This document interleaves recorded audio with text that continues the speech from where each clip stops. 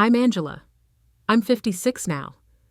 But this story begins when I was 22, standing in the doorway of my father's funeral home in a black coat that didn't fit quite right. I'd borrowed it from my cousin because I couldn't afford anything else that looked respectful. I remember gripping a faded photo album under my arm. It was the last thing I owned that felt like his. My father, the man who taught me to ride a bike and read poetry out loud. But none of that mattered in that moment, because when I stepped into the lobby, I saw her waiting for me. My stepmom. She had a thin, polite smile that didn't reach her eyes. She was already wearing mourning black with elegant jewelry, a widow's look perfected. She looked me over slowly. Then she said words I can still hear even now, 34 years later. Everything in your father's house belongs to me now. Just like that. I remember the shock like a physical slap, not even buried yet, and the war over his memory had already begun. I said nothing. My mouth was dry. If I learned anything that day, it was this. Cruelty often comes with perfect manners, and real revenge doesn't shout. It waits. It plans. I wasn't ready to fight her then. I didn't even know how, but I never forgot that moment. It took 34 years, but I found my way back to that door. And when I opened it again, everything was different. My mother died when I was 12. She had ovarian cancer, swift, unrelenting. One moment she was baking bread in our cramped kitchen. The next, she was in hospice, whispering that she loved me even though she couldn't keep her eyes open. My father was never the same after she passed. He was a soft-spoken man, but grief hollowed him out in ways even I didn't see clearly back then. I'd come home from school to find him standing in the dark living room, holding one of her scarves. He'd just stare at it, like he was trying to will her back. My older brother Daniel left for college the next year. I was 15 when Dad met her, Diane. She was 30, twice divorced, with an easy laugh and bright eyes. At first, I wanted to like her.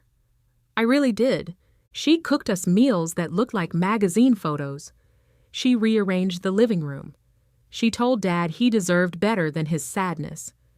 She told me I was so mature for my age, but always with that condescending tone I couldn't pin down. By the time I was 18, they were married. She threw the wedding at a country club my father never would have set foot in before her. I wore a cheap dress and smiled for the photos while she held Dad's arm possessively. He seemed happy, or maybe he was just tired of being sad. I moved out soon after. College, part-time jobs, adult life. Daniel and I called home less and less. Diane always answered first, so it felt easier to avoid. Dad died suddenly of a heart attack when I was 22. I found out by a phone call I barely remember. I was so shocked I didn't even cry at first. I flew home in the same clothes I'd worn to class the day before. That's when the real betrayal started. When I arrived at the funeral home, Diane was already greeting people like a politician. She'd planned the service so quickly I barely had time to pack. The flowers, the music, it was all hers. I tried to go to the house to get some of Dad's things. My plan was to bring his old watch back with me. He'd shown me how to wind it when I was 10. I wanted to hold it at the service. But the locks had been changed. When I knocked, Diane opened the door with that perfect little smile. She said she didn't think it was appropriate for me to come in. "I'm managing the estate now," she said. "Your father entrusted me with everything." Everything! Daniel tried to argue with her. She shut him down in minutes. She told us both we should be grateful she was taking care of everything so professionally. I asked about family photos. She said they were clutter. I asked about Mom's brooch.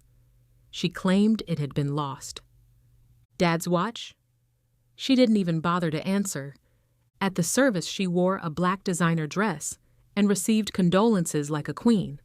She clutched Dad's arm in every photo on the memory board, as if they'd been married for 50 years instead of 4.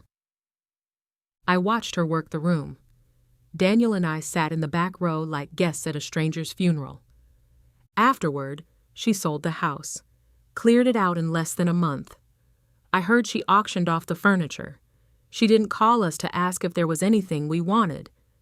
It was over before I could even grieve. And that was how it ended for decades. I went back to school, got a degree, tried to build a life. But there was always this tiny locked box in my mind labeled Dad's memory, and it felt like she held the key. I didn't see her much after that. Family weddings, funerals. She'd nod at me politely like I was someone she barely knew. But she knew. She knew exactly what she'd taken from me, from Daniel, from our mother's memory. She took everything. And for 34 years, I let her believe she'd won. For years after the funeral, I tried to forget about it. Or at least that's what I told myself. I got married, had my son, got divorced. Life went on in its relentless way. But there were nights I'd lie awake staring at the ceiling and remember that watch.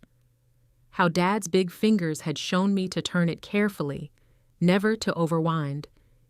He'd told me it would last forever if I respected it.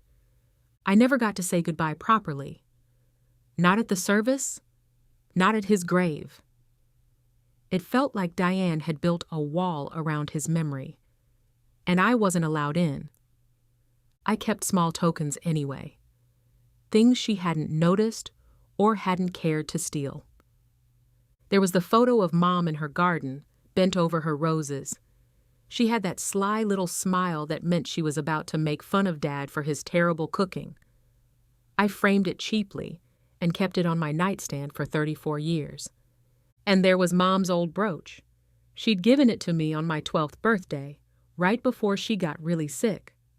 Diane claimed it had been lost, but I knew better. I found it once at a family gathering, tucked away in a jewelry case she'd laid out in her bedroom for people to admire. She said it was vintage, a piece she'd found. I didn't confront her, not then. I wasn't ready to start that war without a plan. So I let her keep it. I told myself it was just an object, that my mother didn't need a brooch to be remembered. But it felt like losing her all over again. My brother Daniel handled it differently. He stopped coming to family events, stopped answering calls, eventually moved out of state. He said he couldn't stand being around her. We didn't talk about it much. The pain had calcified into something hard and private. I became very good at smiling in photos, at small talk, at pretending. But sometimes I'd see Diane at a family wedding or funeral. She'd greet me with that same practiced politeness, like we were acquaintances who barely remembered each other's names. She'd even ask about my son in that sweet, poisonous voice. "And how is little Jason?" she'd say. Jason, who she'd never once sent a birthday card. I learned to nod, to keep my voice calm. She thrived on appearances, so I refused to give her a scene. Instead, I waited. I spent 34 years practicing patience, because even though I didn't know how yet, I knew one day I'd find a way to take something back. Not for revenge in the ugly, screaming sense, for justice, for memory, for my father. It started by accident. I wasn't looking for revenge anymore.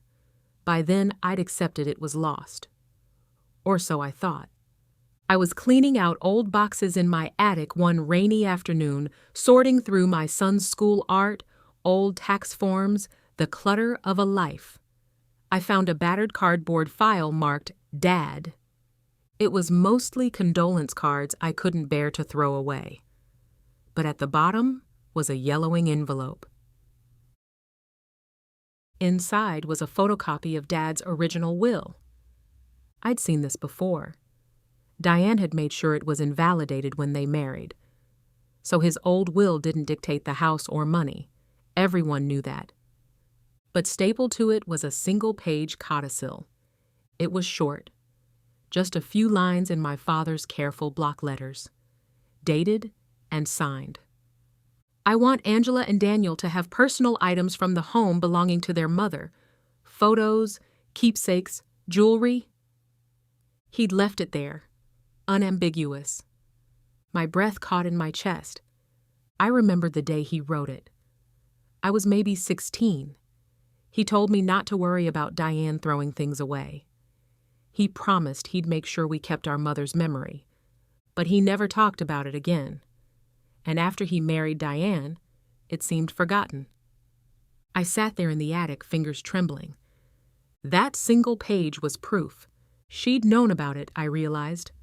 She must have. Or at least suspected. That's why she changed the locks so quickly. Why she lied about the brooch. Why she called everything clutter. She wanted to erase my mother from that house, from our lives. I didn't cry. Instead, I felt something slow and cold settle in me. I scanned the page carefully, made digital copies, watermarked them with timestamps, stored them in multiple places. Then I spent weeks reading estate law. I didn't call Daniel right away. I wanted to understand first. I read forums.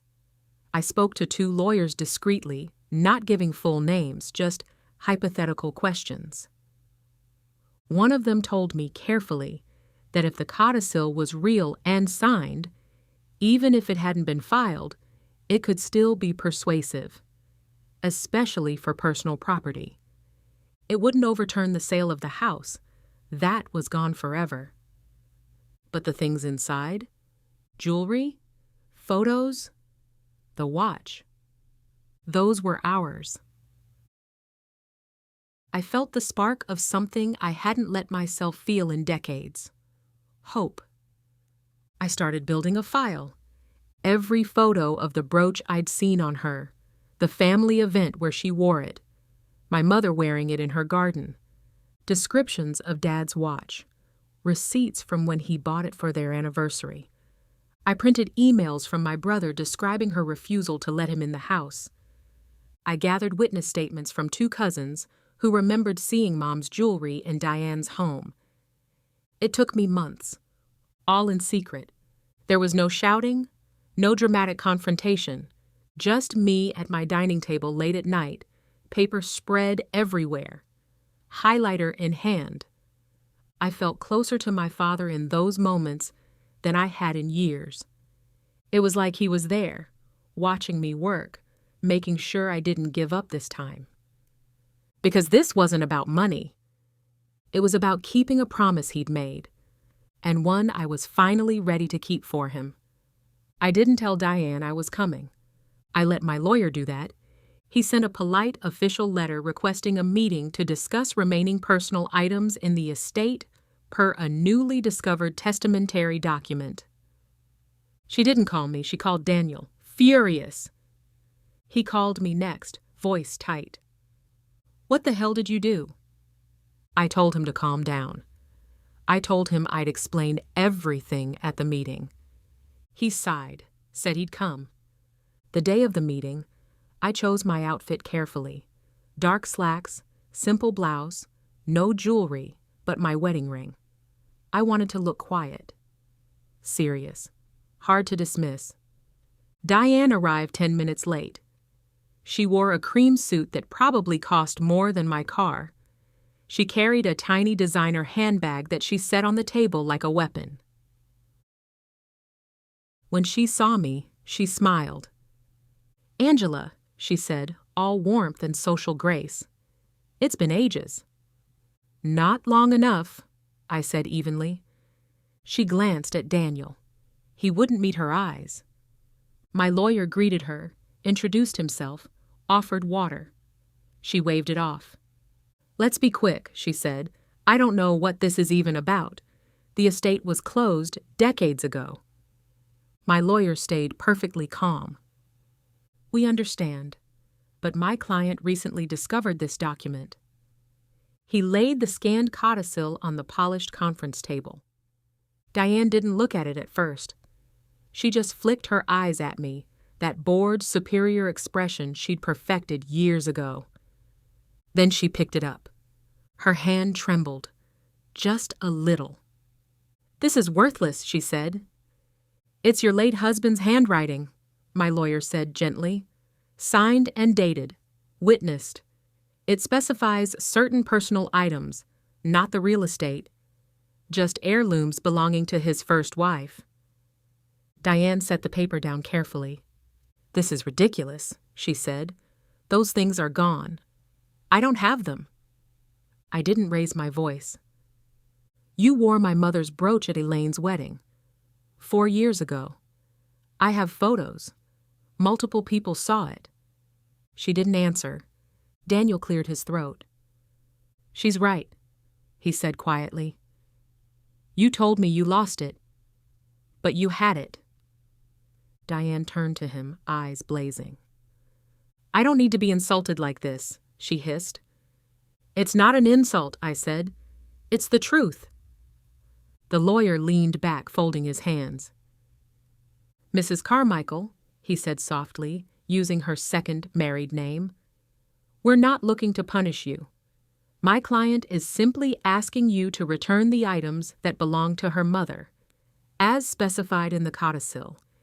If you no longer have them, we may need to file a formal petition to compel disclosure of where they went." Diane's eyes darted around the room. She wasn't used to being cornered. She tried the high road. "This is petty. After all these years? You think I'm going to rummage through my things to satisfy this grudge?" "No," I said quietly. "You're going to do it to satisfy my father's wishes." Silence. I could hear the clock ticking on the wall. Daniel looked exhausted, but he nodded at me. "I think you should do it, Diane." She shot him a look that could kill, but the fight was gone from her posture. She leaned back in her chair, exhaled through her nose. "Fine," she said at last. "If I still have any of it, you can have it." "And the photos?" I asked. Her lips twitched.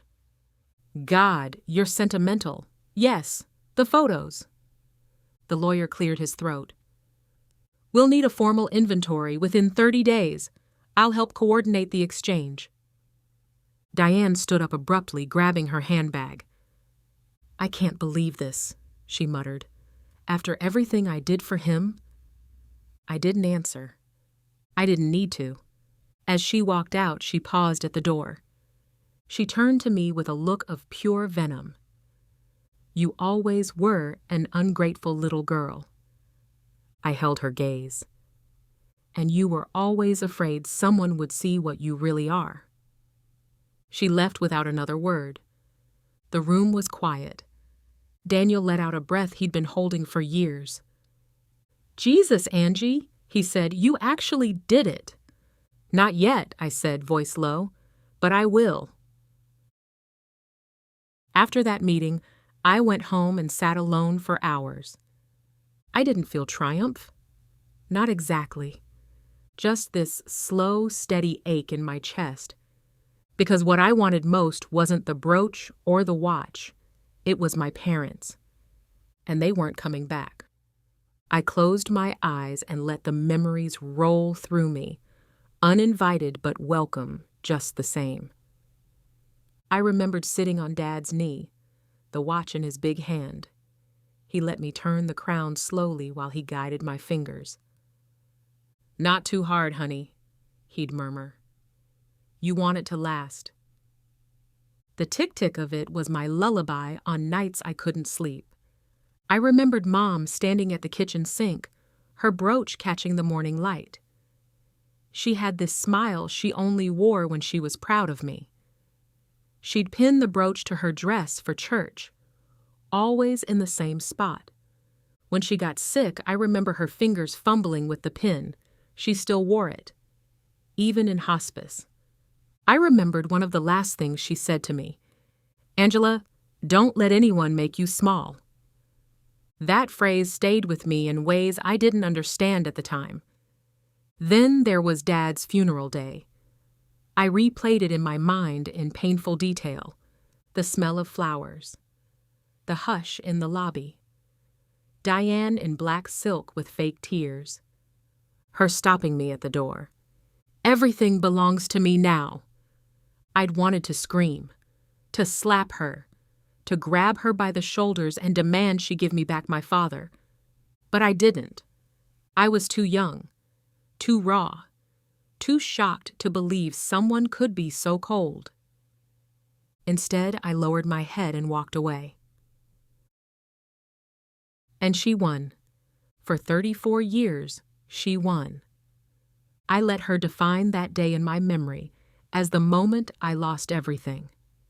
But now, holding that codicil in my hand, preparing for the next meeting, I realized something important.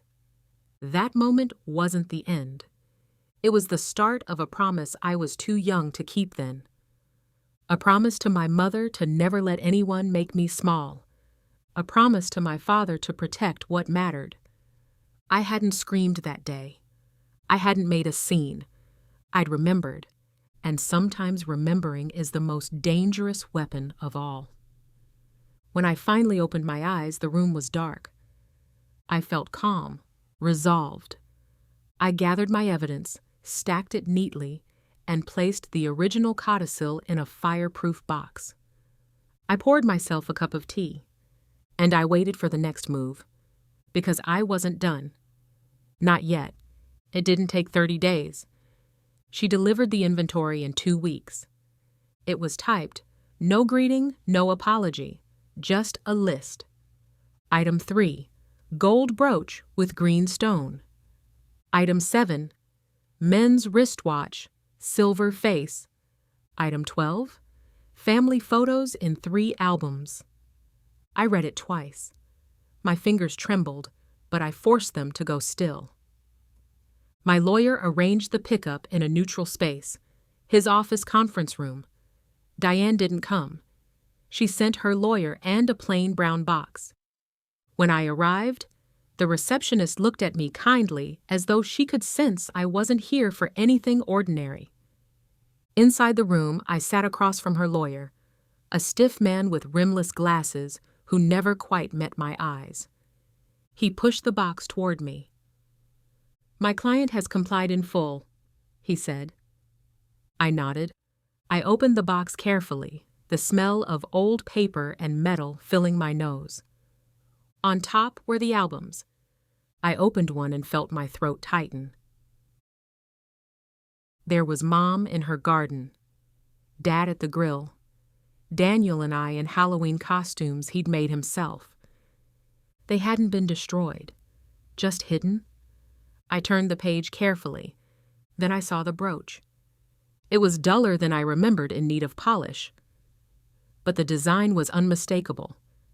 I ran my thumb over it, feeling the tiny nick in the gold where Mom had once dropped it on the floor. And the watch, Dad's watch, still intact though the leather strap was cracked. I wound it gently. It ticked immediately. I let out a shaky breath I didn't know I'd been holding for 34 years. Diane's lawyer cleared his throat. "Anything else?" "No," I said softly. "This will do." He nodded stiffly and gathered his papers. I waited for him to leave before letting the tears fall.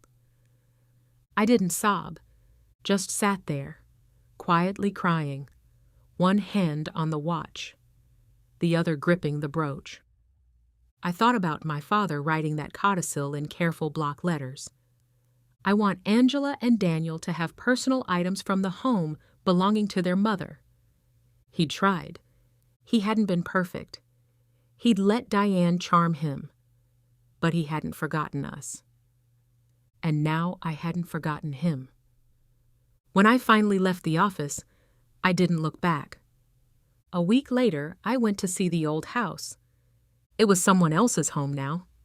They'd painted it blue, added a porch swing. I didn't want it back.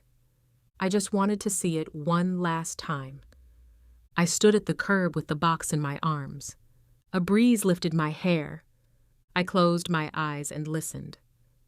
Somewhere, I imagined the watch ticking softly in time with my heart. For the first time in decades, I felt like I could breathe. I turned and walked away slowly, the sun warm on my face. When I got home, I set the box on my kitchen table and just looked at it for a long time. It felt heavier than it should have.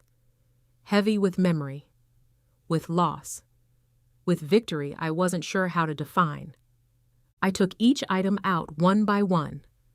I polished the brooch until it gleamed in the light. I pinned it to my blouse and looked in the mirror. It felt right, like it had been waiting for me. I wound the watch again, listening to the tick that had lulled me to sleep so many nights. I placed them both in a small shadow box frame I'd bought for the occasion. A place of honor, not buried in some drawer. Then I opened the photo albums, page after page of the life Diane tried to erase. My mother's laugh frozen in pictures, my father's shy smile. Me. I traced my own face with a fingertip. I realized then this wasn't about revenge at all. Not really. It was about reclamation, about saying, I was here. We were here. And you don't get to pretend otherwise. I wiped a tear and snapped the album shut. Then I carried the framed brooch and watch into my living room. I set them next to Mom's photo in her garden. I stepped back and let the quiet fill the room. This was mine now, ours. And for the first time in 34 years, I felt like I'd finally brought them both home. Life didn't change overnight. I still worked my quiet job, still paid my bills, still made dinner for myself in that small kitchen. But the house felt different, calmer, more honest. Every morning I'd see the framed brooch and watch on the shelf, a reminder that memory can't be stolen forever, that silence doesn't mean surrender. I spoke to Daniel more often now. He sent me old photos I didn't even know he'd kept. We laughed about childhood stories we hadn't dared remember before. It felt like we were finally allowed to talk about them.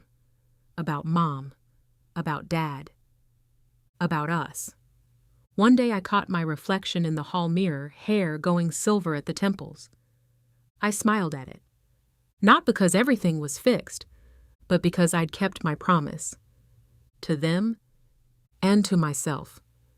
After 34 years, I had my family back.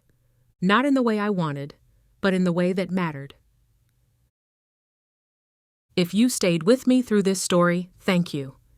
If you believe family memories matter, or if you've ever had to fight quietly for what was right, please consider subscribing.